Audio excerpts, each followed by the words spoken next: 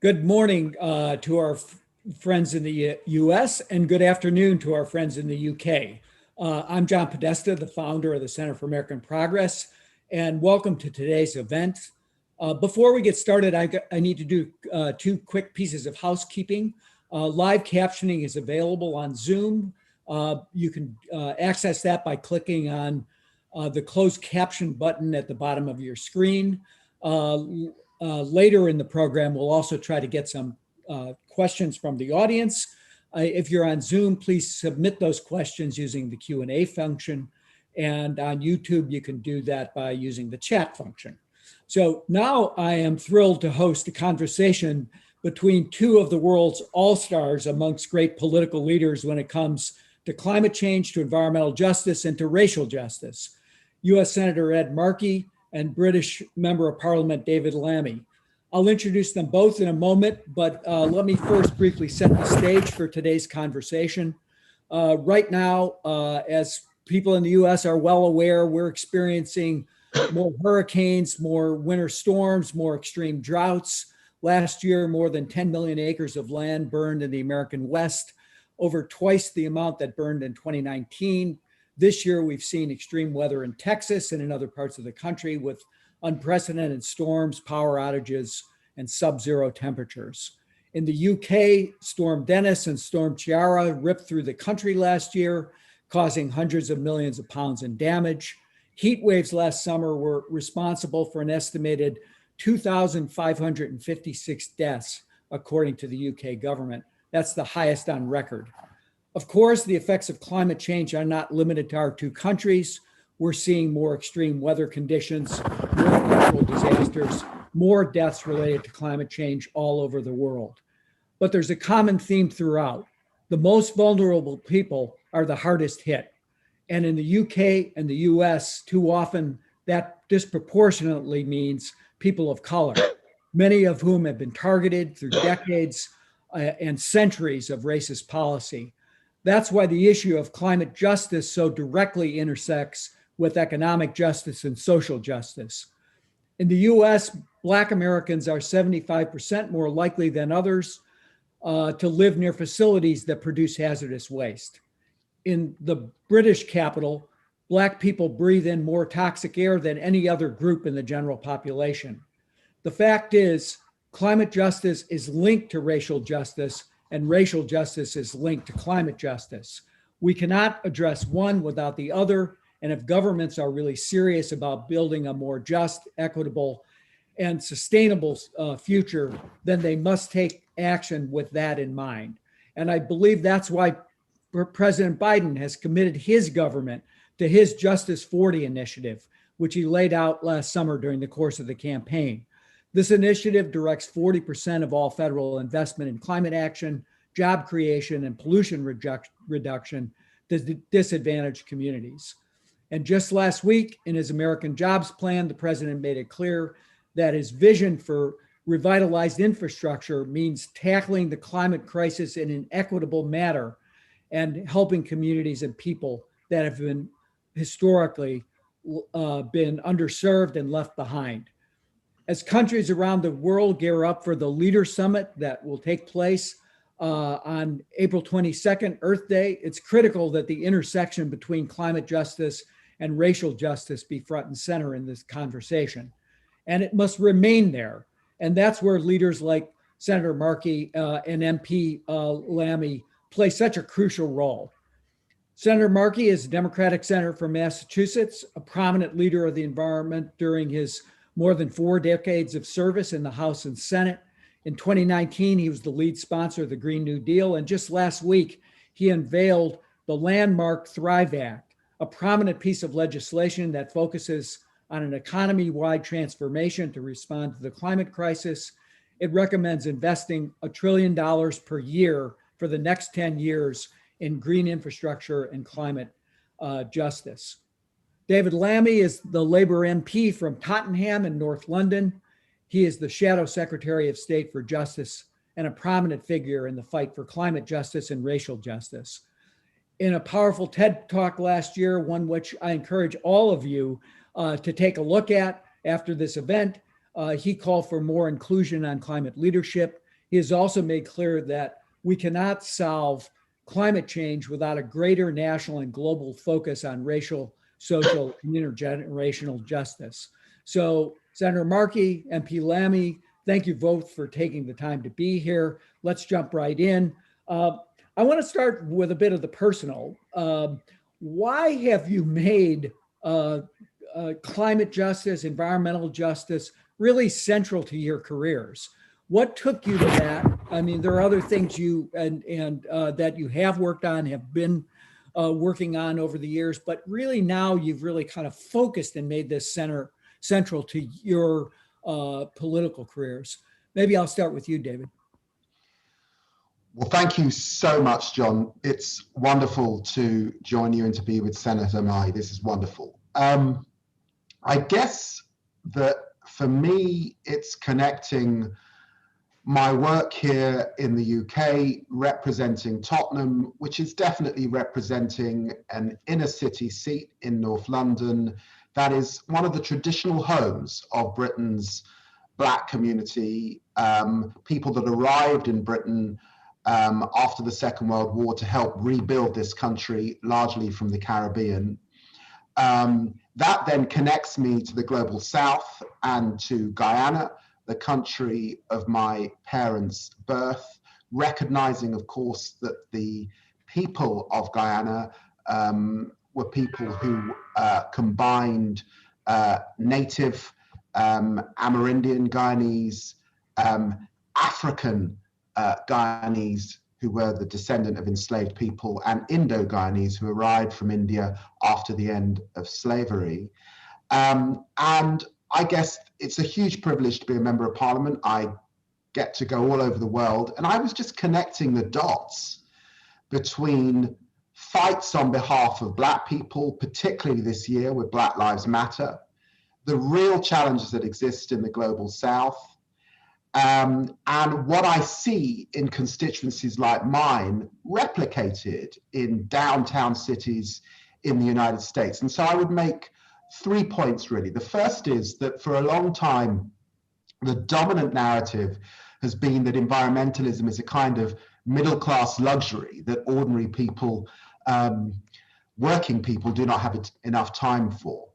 Those who care about racial justice have treated, I think, the environmental justice movement as slightly elitist, and that is with with all fairness and some extent. My mother, who did 3 jobs, raised 5 of us on her own, did not have enough time to think about climate change and the climate emergency. But it's now the case where, unfortunately, we don't have to make climate action feel relevant to those people because they're living the issues on a day-to-day basis. And you see this in London, you see it with the pollution figures. Black people in the UK are more than 1.5 times likely to suffer from asthma and are exposed to 29% more harmful particulate matter than their white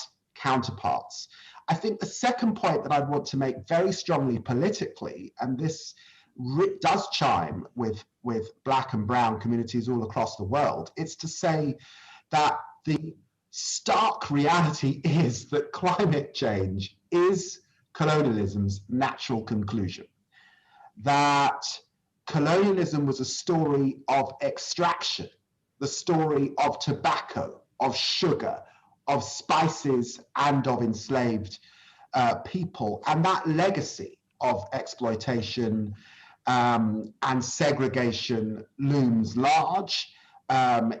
We see it in our communities, the legacies and that, and we also, of course, see it in the global South. So it is the case that it's people of color who are often the lowest paid jobs, who are forced into the cheapest housing, the busiest streets, the most polluted industries, of course. And that doesn't really matter whether you're in London, Detroit, Flint, or Chennai in India. It's the same story we see repeated across the world. And for that reason, it is absolutely the case that climate justice and the fight for racial justice go hand in hand. Ed, you've been a leader on telecommunications, on security regulation, on consumer protection, on nuclear nonproliferation, but more and more you seem to be championing this future that addresses climate change to build a better society, a more sustainable society. Over your long career, what has taken you to make this the most prominent issue you're working on? Thank you, John, and thank you for putting together this incredible event. It's just an honor to be with you, to be with Mr. Lammy, to be with your incredible reach that is CAP, and I just can't tell you how great I think that you and this incredible organization has been on this issue. So when I was a boy, John, I played in the neighborhood that I grew up in. My father was a truck driver, and 4 blocks from my house was the Malden River.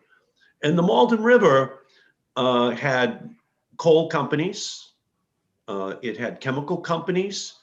Every single Converse Chuck Taylor All-Star was made along the Malden River.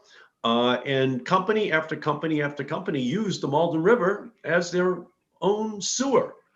And so when I was about 10 or 11, my mother said to me, Eddie, whatever you do, do not swim in the Malden River, 4 blocks from my house. And the reason was clear. The Malden River was black, and it had kind of a pre-Jimi Hendrix purple haze over it. And it was pretty clear that what my mother was saying is, you're not Tom Sawyer, you're not Huckleberry Finn, you're not on the Mississippi River, you're on the Malden River. Just don't swim in the Malden River. So that lesson was given to me at a very early age, even as my grandfather was working in the coal company on the Malden River. And so I still live 4 blocks from the Malden River. I can still walk there in 4 minutes. I still live in the same hometown, but the river is cleaned up now. There's green grass on either side of that river. But all over our country, unfortunately, there continues to be a sense that where the poorest people live, where communities of color live, that's where you can put the pollution. That's where you can put these harmful, cancer-inducing, asthma-inducing, toxic materials. And in the same way that the coronavirus pandemic has hit everyone, it's hit communities of color more seriously. Why? Because they can't Skype to work. They have to show up to work. They have to be exposed to that disease. Well, the same thing is true when it comes to pollution. We know that it's communities of color that have been much more greatly exposed over the decades. And so from my perspective, I lived it. I heard the warnings, and what happened when I got to Congress is I asked the Speaker of the House, who came from Massachusetts, Tip O'Neill, to put me on the Environment and Energy Committee, which is where I served all those years. And we created a program called Superfund to clean up hazardous waste sites, to rewrite the clean water and the clean air laws. But ultimately, it turns into, again, a global pandemic, which is what the climate crisis is. It affects everyone, not just in the United States, but around the planet. And it affects those who are Black and brown and poorer much more significantly.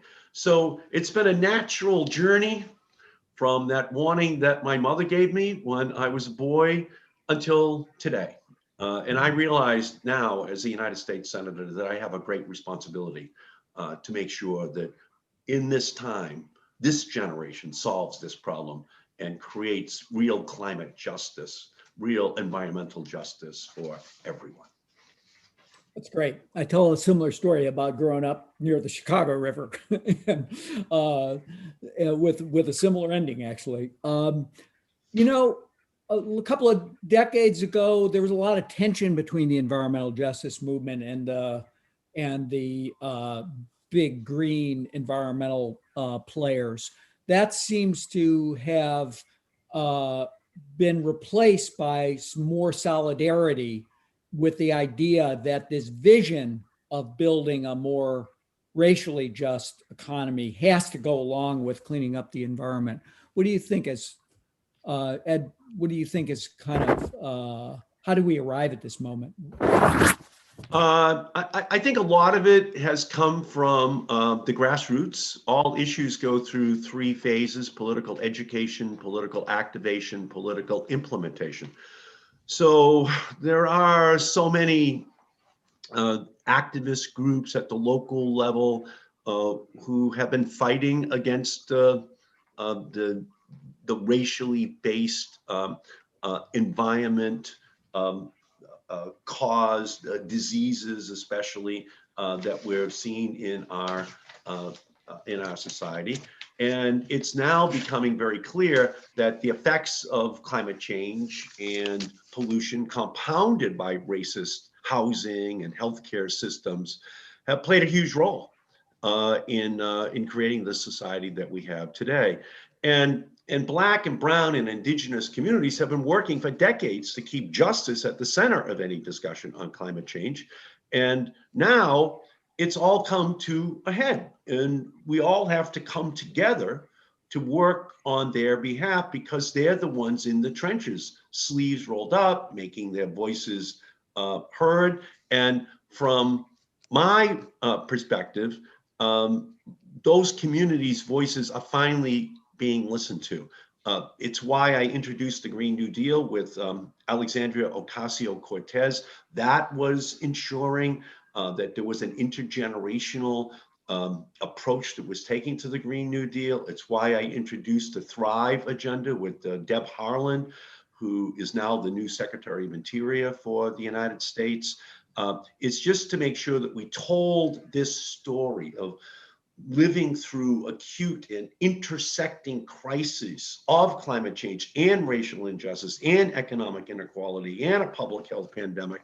And the ties between these crises just can no longer be ignored. And that's why I think we're seeing the establishment, I guess I would say, responding. So for example, yesterday in Springfield, Massachusetts, we just had a huge celebration.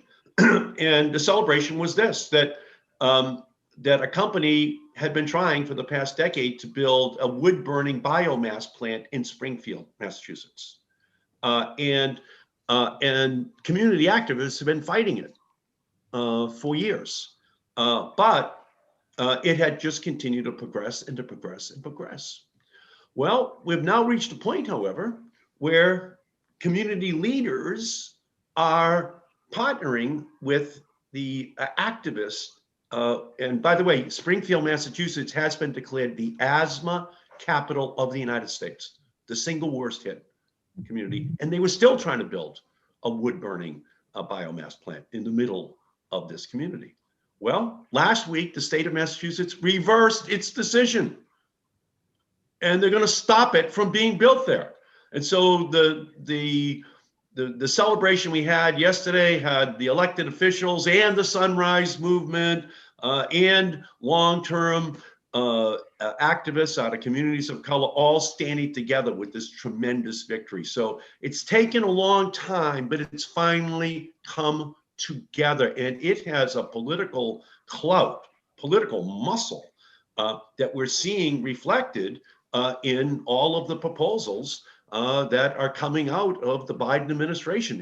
It's a new day, and it actually polls very well because the educational phase of this is now over. Everyone can see that climate justice means that every person, no matter what city or town they live in, no matter where they work, no matter their race, no matter what language they speak, should breathe unpolluted air and drink clean water. And they should be able to find refuge when their homes are devastated by climate disasters. So all of this is now, I think, much more apparent to traditional political leaders than it was a decade ago. And that's a good thing.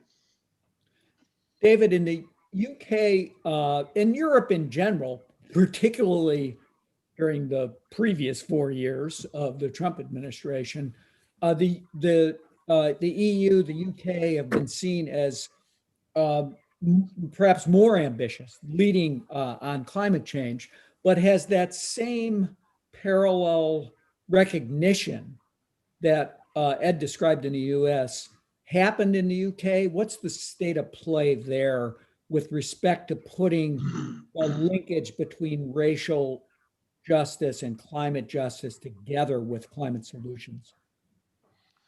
Well, look, let me just say in response to what was said before that I think that it's not surprising to say that we are seeing across the global community a rise in populism and a very inward-looking lowest common denominator politics. And clearly, America did lead the stage in relation to the climate issues in this previous period. And you only have to look to see what's happening in Brazil with the way that the pandemic is ravishing across the country to recognize that I think has forced those on the progressive side of the debate and the center of the debate really to start to pull together. So I do think that is why we have this particular moment. And it is definitely the case that millennials and those younger do get this. They get racial justice and they get climate justice. Look, I do have to say that I think that here in Europe, we are behind the curve. I think sadly, equity and racial justice are too often seen not really to be central to the climate change and environmental discussion.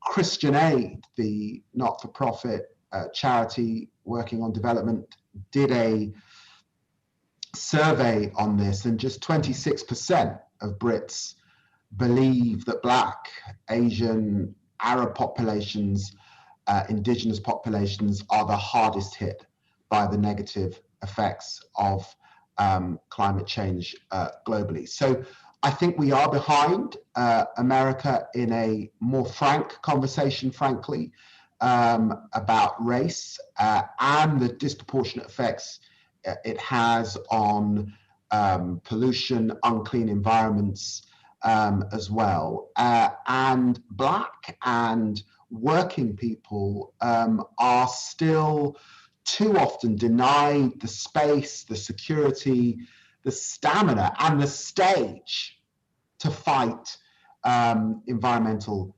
degradation. And this is a challenge to the sector because where there are discussions, too often Black people and brown people do not have a seat at the table. Leaders who have focused on climate change are usually white, and they rarely enlist the support of Black voices in their work. It's important to remember that 25% of the global population is white. And so we've got to ask why it is that 80% of leadership positions in environmental organizations are from that community. So I think we have got some way to go, but I see it coming together, particularly amongst younger people. And of course, that starts to affect the conversation here in Europe as well. I think it's really exciting to see in the United States, Michael Reagan emerge as an African-American man to lead the EPA and to make big commitments to dealing with the problem of pollution in Black and brown communities across the states. And of course, Justice 40 is trailblazing. And the world looks, they see this initiative, and then of course, leaders seek to respond. So I think that we can see that coming together in Europe, but I think it would be misleading of me to suggest that that is the center of the discussion. We've got to make some noise as we head up to COP at the end of the year, and let's see where COP lands and what European voices are saying, and whether we're seeing more diverse people around the table having those conversations and setting that action. Of course, we had the spark of the murders of George Floyd, which the trial of the police officers going on now, and Breonna Taylor, to force the conversation that so many people were trying to have for so long, again, to the top of mind here. So, but it is, I think, now top of mind, and I guess, that's a positive outcome. Last week, the UK's Commission on Race and Ethnic Disparities released a report that basically said there is no institutional racism in the UK. Paraphrasing, but I think it's pretty close to an accurate statement. What's the reaction to that been? And what does that mean when you're trying to push into areas like how to rebuild post-COVID a more equitable economy that is addressing climate change? John, thank you for asking that question. I want to give some credit to my political opponents and say that under David Cameron and Theresa May, there were these bipartisan initiatives on the issue of race. David Cameron asked me to lead a review on the treatment and outcomes for Black, Asian, and minority ethnic people in our criminal justice system. And that was a big step. It was depoliticizing an issue that had become very, very political indeed. And Theresa May led the charge on, as Home Secretary, on dealing with the vexed issue of stop and search. I know Americans sometimes call it stop and frisk, and more transparency and accountability around the way police acted in that area. And indeed, she set up the race disparity audit. I can't tell you how depressing, frightening, and what a wasted opportunity it is to have seen this report land so badly, not just in minority communities here in the UK, but I think many, many, many people feeling very let down by a very partisan look. I don't think I need to tell anyone in the United States that it really doesn't make sense for the UK to say we are the world leaders when it comes to issues. There's nothing to see here. we fixed our problems. I think there's something about the history of the United States that I think might make people a little surprised. I think it was Jesse Jackson earlier this week that said, listen, guys, I think you guys have got a lot to answer for in terms of where this racism stuff started in the first place. Of course, there has been progress, but there's still a lot to do. The worrying thing is when you alienate folk, they step back, and all of the evidence is that trust is lower in ethnic communities here in the UK, but across Europe, lower in state and authorities. And for that reason, we're seeing a lot of vaccine hesitancy in Black Asian population, 30% less than in white populations. And so we're not going to get to herd immunity if we don't have that trust. So I'm afraid it was a serious setback. It's a wasted opportunity. But But as I say, what happens is actually people redouble their efforts. You're seeing that in industry that are getting very serious about issues of diversity, by the way. And of course, you see it amongst younger people who are still marching, still protesting, still calling for action. Ed, we've talked about this a little bit. I want to stick with the national, and then we'll get to the global side of this question in a minute or two. But Biden produced the American Jobs Plan. He made good on his commitment to invest $2 trillion. You've pressed for more, but he's also underscored his commitment to Justice 40.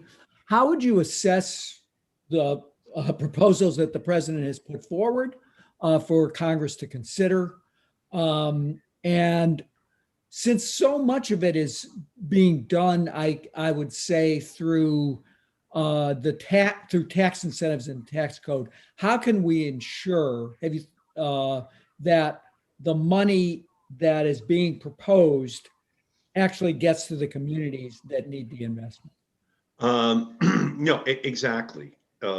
It's very important that this bill just be infused with environmental justice, and because this is a subject that we've just been able over the last couple of years to elevate to the level of importance which it deserves. We know that systemic problems require systemic solutions, and the data collection and mapping effort will ensure that racist systems present in the United States can be dismantled piece by piece. And I introduced legislation with Congresswoman Cori Bush, African-American from St. Louis, and with Senator Tammy Duckworth from Illinois.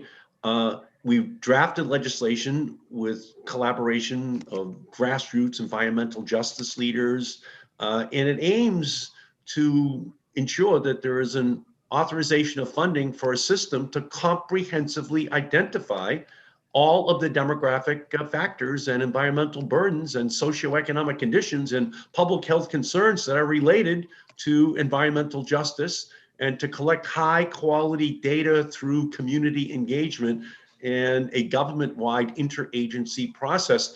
And that data would be used to build layered maps depicting which community experiences are related to environmental injustice.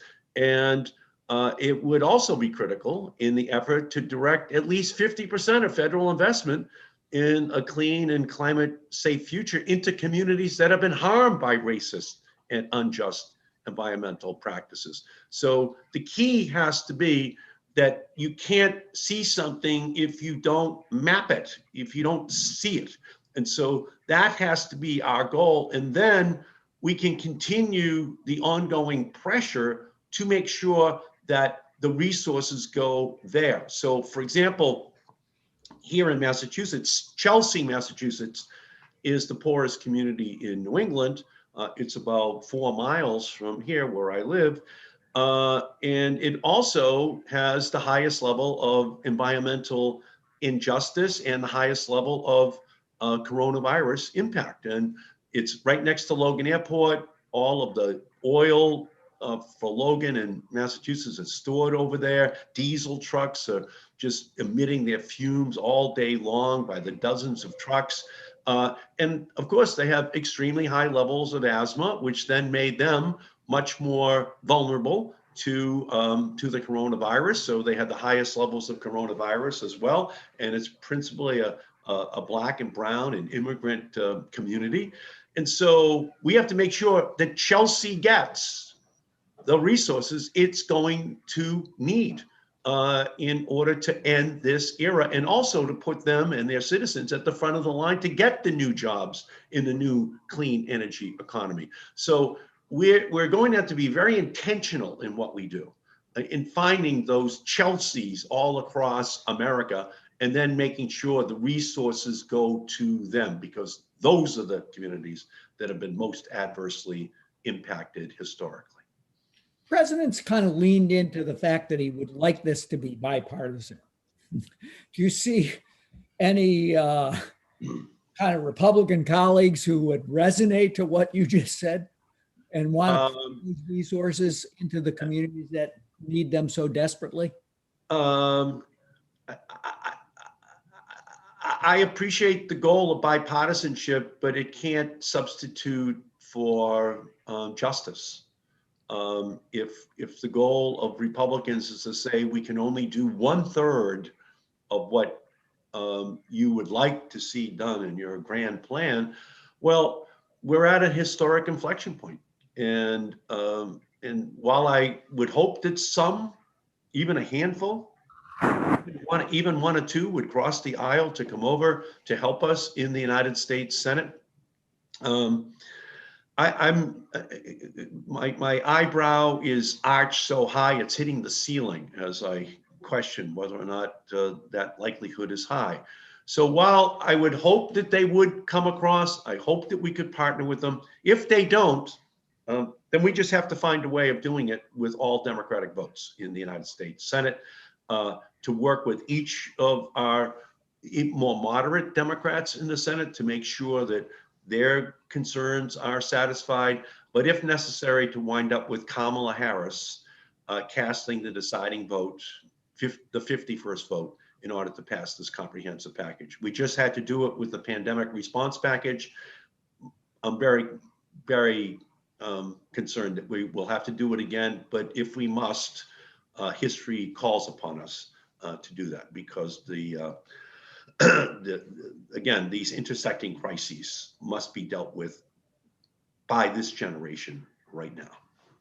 It's delivery that is the hallmark of what needs to happen, right? Well, again, I always say to young staffers who work for me, how much is concept and how much is execution? And at the end, I always want to let them know that it's 20% concept and 80% execution. So as you're saying, John, we have to get it done. And we have to do it in a way that gets to that majority vote that we need, but not compromising the essential heart of what this legislation has to include. Let me remind the audience, if you want to ask a question, put it in the Q&A. And David, let's take this to the global level. We've been talking about what's going on in the UK and the US. And the New York Times just reported a joint paper from the IMF and the World Bank that looks at the intersection between climate vulnerability and indebtedness across the globe. The Times really focused on Mozambique, Fiji, and Belize. But I think they've racked up the fact that some of the poorest countries, the most indebted countries, places like Mozambique, are also the most climate vulnerable countries. And that something's got to give. That those high levels of indebtedness can't support the investments that are needed to build a resilient society. How much attention do you think that the question of debt, the need to make post-COVID climate investments for sustainable development is happening at the global leader level? Should that be a topic of this April 22nd summit? Oh, it's got to be. It's essential. Look, the first thing to understand is, very sadly, the present debate that we're seeing globally is one of vaccine nationalism. There is real pushback in the global south that countries like the UK, like the US, are going to vaccinate their populations. And there are countries like Mali where they haven't even begun. And in Guyana, I think it's something like 7-8% of the population been vaccinated. And actually, they just got new vaccines this week from Russia. What does that really mean? Well, it means that their economies cannot get back anytime soon, and certainly very unlikely this year. So it's not just the existing debt, it's the rising debt. And then to ask countries who don't feel that they are the world's biggest polluters, because the biggest polluters are definitely in the global north, to find funds themselves to do this, impossible. There was a commitment under Paris for 100 billion from the global community to assist in this effort. And I'm afraid we haven't seen those funds found. So it is absolutely the case that we are going to need a real push, both from nations, but also from the private sector, I think, to leverage and assist in a big way if we're expecting this to be a global movement against the backdrop of rising debt. Debt relief is essential.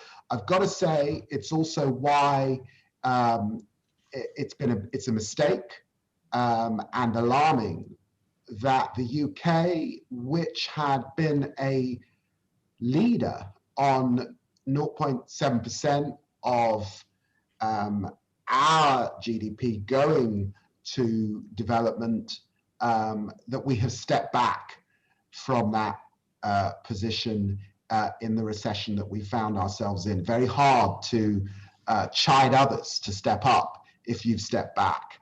But I think that this is going to be a very, very real discussion in Glasgow.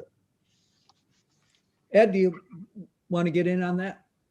Yeah, you know, the United States and Great Britain were the first to industrialize in this modern era, more than 200 years ago. And the CO2 in the atmosphere is cumulative. It stays up there for hundreds and hundreds of years.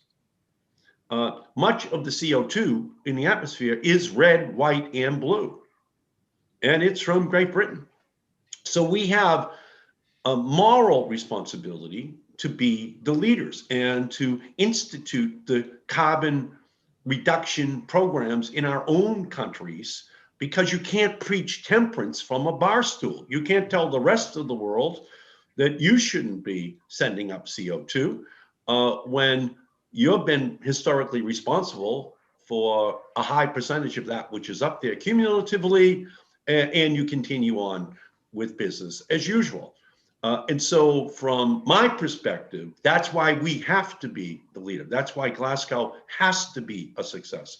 That's why the agreement or the promise which President Biden will put on the table is one which is bold and brave and reflects the magnitude of the problem, but which is also simultaneously fair to the South. The global North has been responsible for 92% of all emissions, 92% historically. And so we have to make sure that we are saying to the rest of the world that we are going to help you, that we are going to help to finance what you are doing. We are going to help to give you the tools which you are going to need in order to meet ambitious goals where you live as well. But we're not unmindful of the fact that the problem has largely been created by the global North. And that kind of admission of responsibility is important to be heard, but then it has to be accompanied by real action as the wealthiest countries in the world provide resources to help those which have not been as fortunate.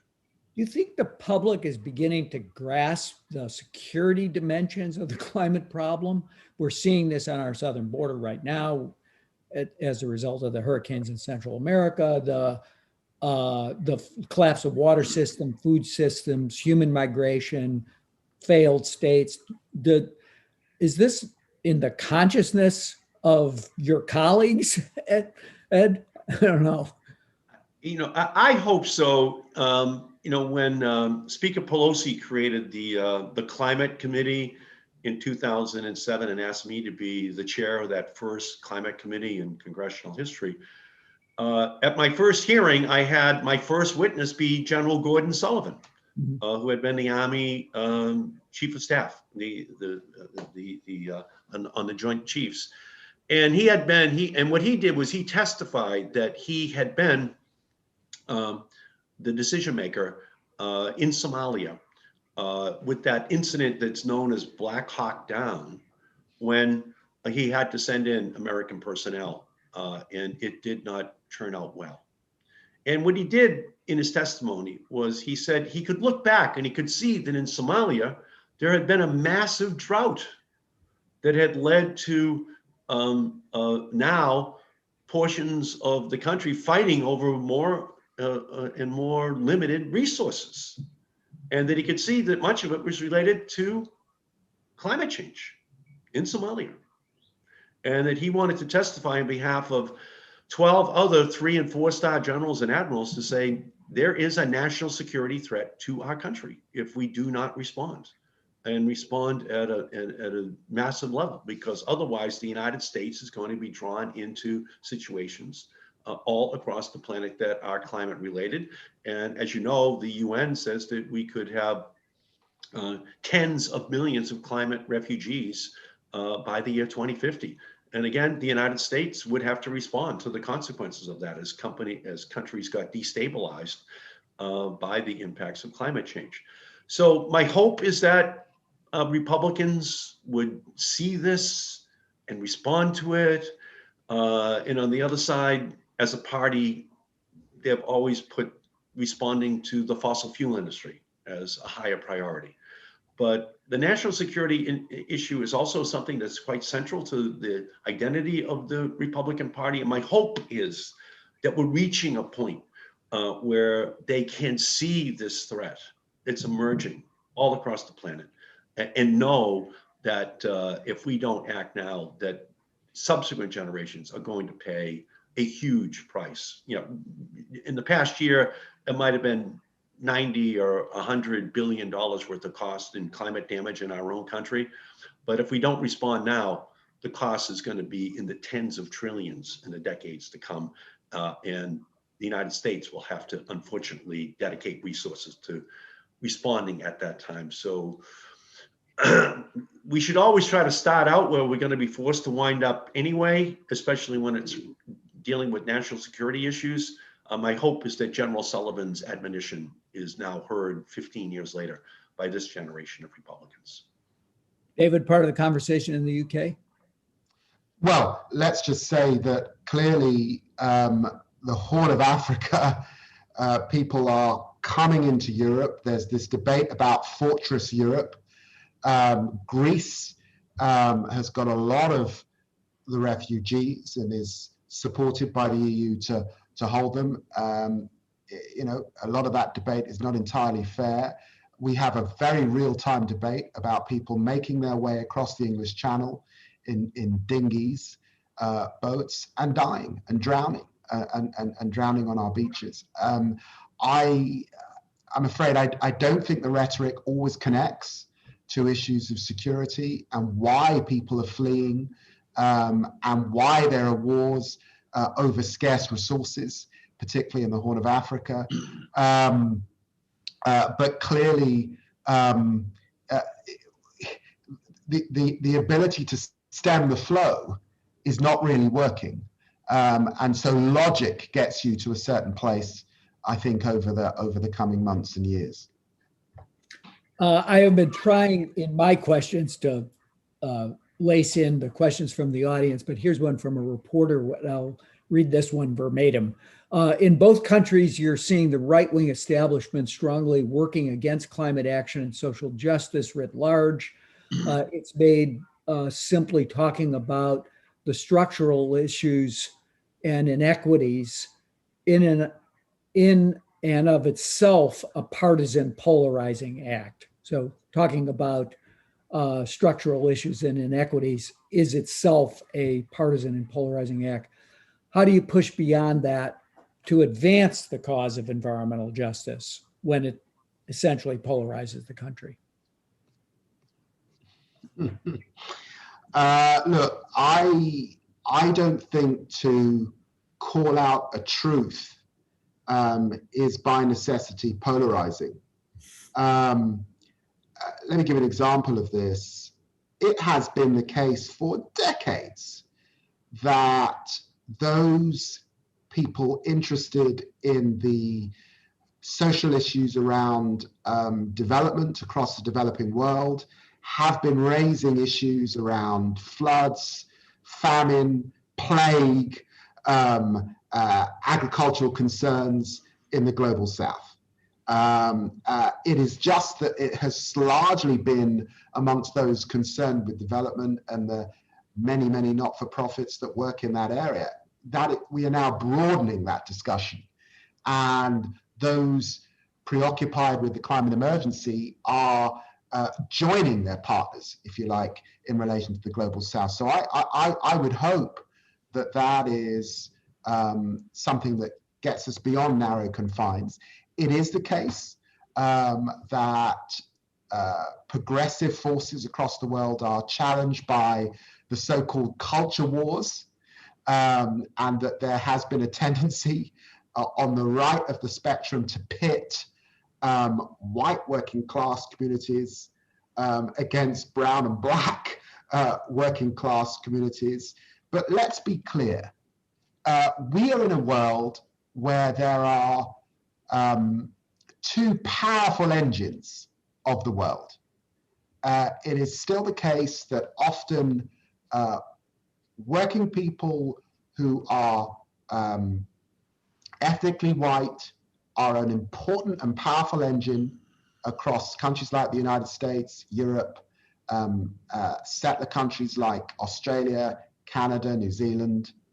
But it is also the case that there is another engine, and it's the black and brown engine. And so in terms of the growth that we need in a responsible way, we have to act together.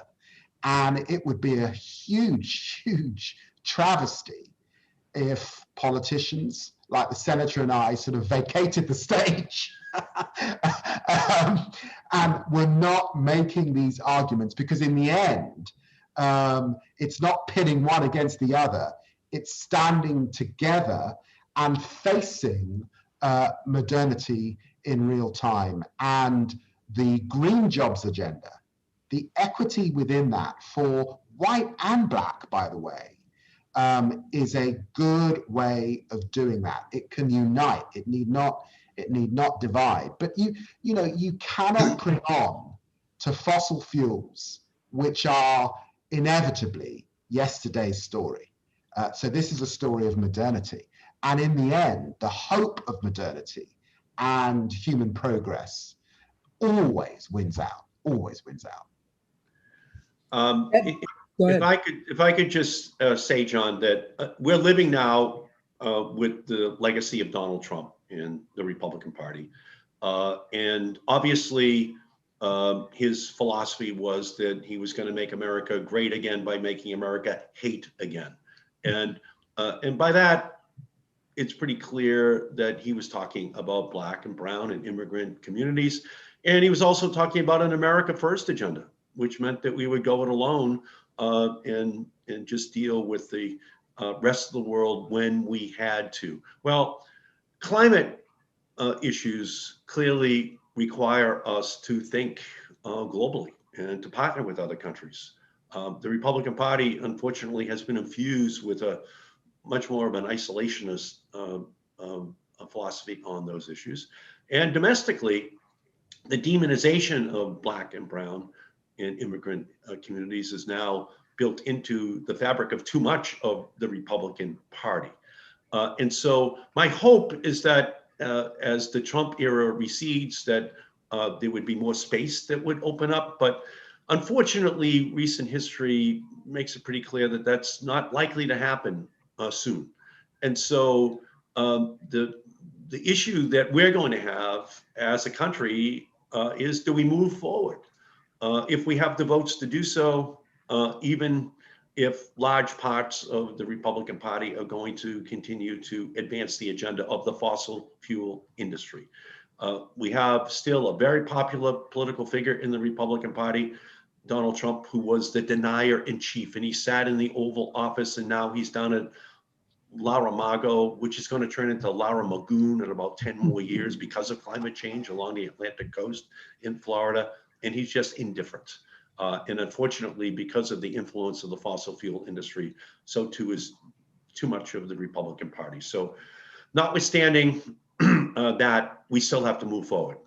We have the votes, and we should act. He had a particular traction in communities and places that were based on fossil fuel economy. West Virginia went from one of the bluest states in presidential elections to one of the reddest, maybe the reddest, in the course of 30 years. Do we have an answer to what the investments that need to be made in fossil fuel dependent communities going forward? Without question, states like West Virginia are going to have to be given extra special attention as we move through this transition. Real efforts to ensure dramatic economic growth in those states, targeted investments in those states. I've introduced a green climate bank and an energy investment accelerator with Debbie Dingell to target states like West Virginia so that they can get the economic investment which they need. And for the workers who are going to be impacted by this transition, we have to make sure that they get all of the help that they need for their families, unemployment, healthcare, job training. This has to be done with real justice, but it's a transition that's going to happen anyway. It's just inevitable that we're moving in this direction, and it's time for everyone to come together and then to put together a package which creates the bridge for every citizen, including those who work in the legacy industries, to get what they and their families need to make this journey successfully. And I think we can do it if we work with intention in dealing with the senators and the representatives from those states and the citizens of those states. I want to just close with one question to both of you, maybe on a note of optimism. You both work with young people and really have made that a core element of your politics. You, David, from the beginning, and Ed, really all throughout your career. You and I are about the same age. No one would confuse us for being youth. But I want to ask you, do you see the opportunity for a global movement amongst young people to put climate justice and racial justice, David, you sort of talked about this, at the center of a future that could build solidarity in the world and really push back on this growing nationalism and this kind of sense of populism that Trump so well represented? Are you optimistic about that? Can we? I'm very optimistic. I am optimistic about youth in the global South. The project that that I'm behind, Sophia's Point, which is the desire to build a conservation center on the Essequibo River, which flows down into the Amazon. It is a beautiful, tranquil part of Guyana's rainforest area. And it's in partnership with indigenous communities and the young people of Guyana, studying biodiversity at the University of Guyana, and to connect them we're having wonderful conversations with Arizona State University, Oxford, here in the UK. That is incredibly exciting, and the energy is unreal.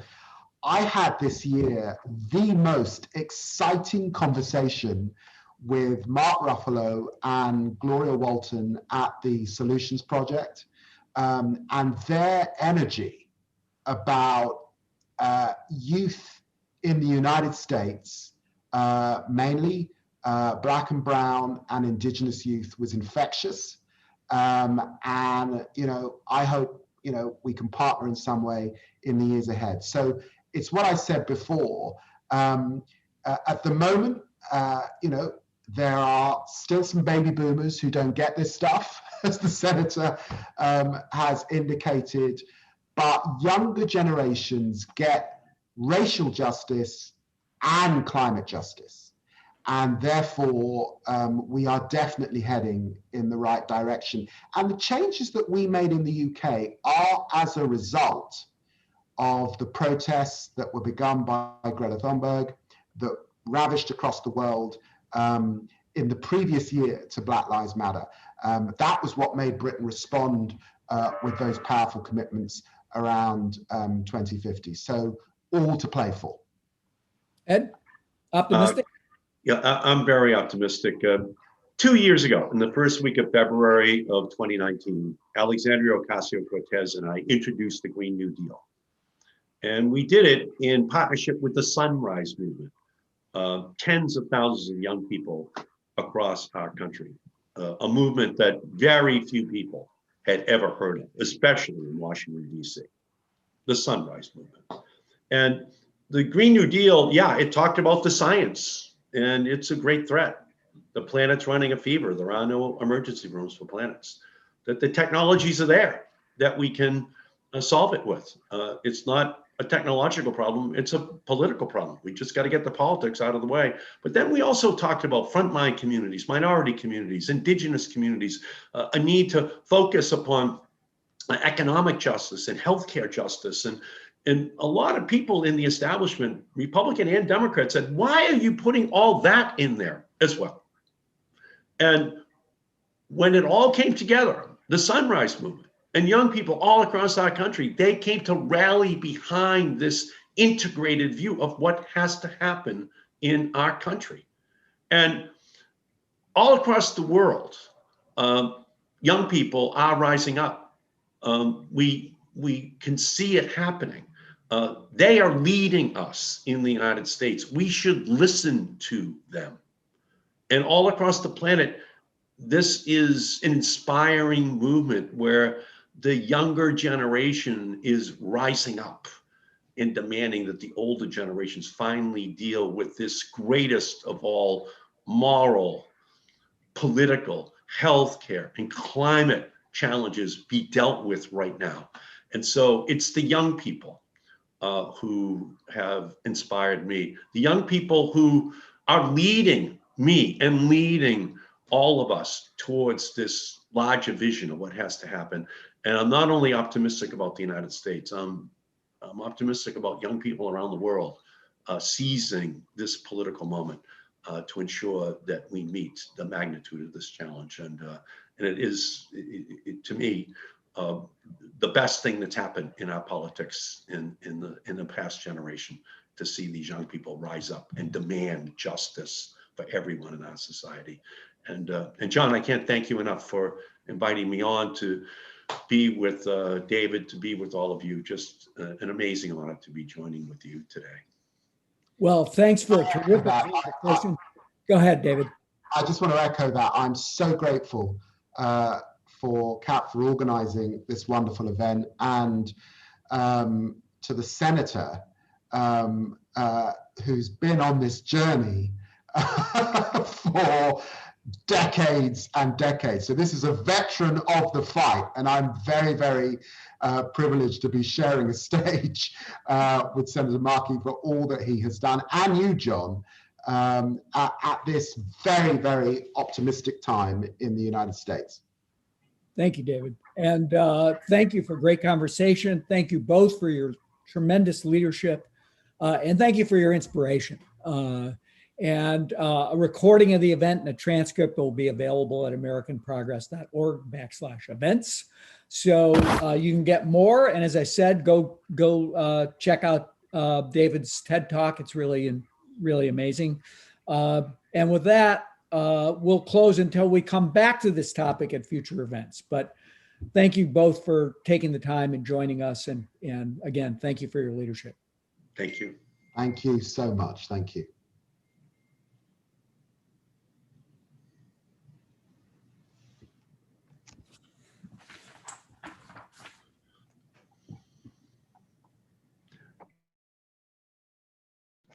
John, thank you for this. Much appreciated. Really love being with you. That was great, Ed. I think I'm seeing you Monday with